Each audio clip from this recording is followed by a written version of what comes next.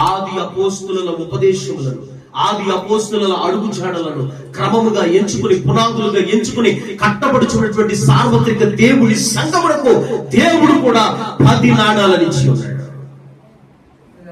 మీరు ఎవరైనా నోట్ చేసుకోగలిగితే నోట్ చేసుకోండి. 10 నాణాల పేర్లు చెప్తారు, 10 వెండి నాణాల పేర్లు చెప్తారు. వెండి కంటే, బంగారం కంటే శ్రేష్టమైన స్థితి ఆ 10 వెండి నాణాలకు ఉన్నాయి. దేవుడికి స్తోత్రం కలుగును గాక. హల్లెలూయా. ఈనాడు సంఘానికి ఇవ్వబడిన 10 వెండి నాణాలు ఏమనగా, మొదటిది రాసుకోండి, మారు మనసు. రెండవది నీటి బాప్తిస్మము. మూడవది పరిశుద్ధాత్మ నింపుదల. నేను వచ్చే వరకు కంటను అడుగుతాను అందరినీ. మొదటిది ఏంటండి? మారు మనసు.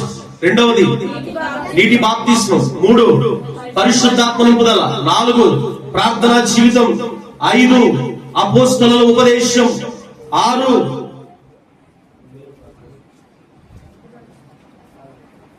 సహవాసం, అపోస్తలుల సహవాసం. 7 రొట్టె విరుచుట. 8 ప్రత్యేక జీవితము. 9 పరిశుద్ధ జీవితము. 10 సంపూర్ణత. దేవునికి స్తోత్రం కలుగును గాక. హల్లెలూయా. చెప్పండి ఎవరైనా.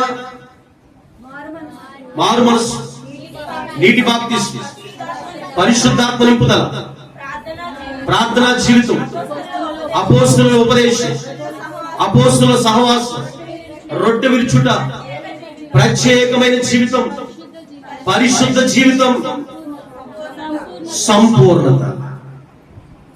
హల్లెలూయా, హల్లెలూయా.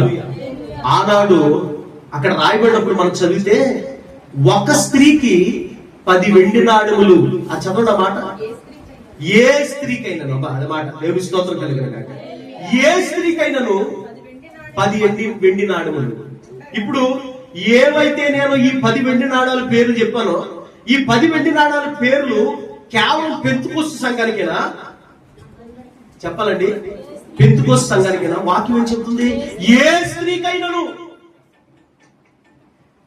అంటే ఏ సంఘమైనను, ఏ సంఘమైనను ఈ 10 వెండి నాణాలు కలిగి ఉండాలి.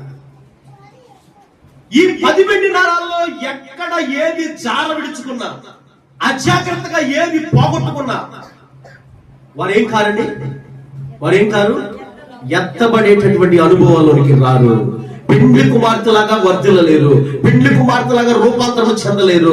ఇదిగో వరుడు ఎదురు చూస్తున్నటువంటి సంఘముగా, ఎదురు చూస్తున్నటువంటి వధువుగా మనం సిద్ధపరచబడలేము ఈ 10 వెండి నాణాలు.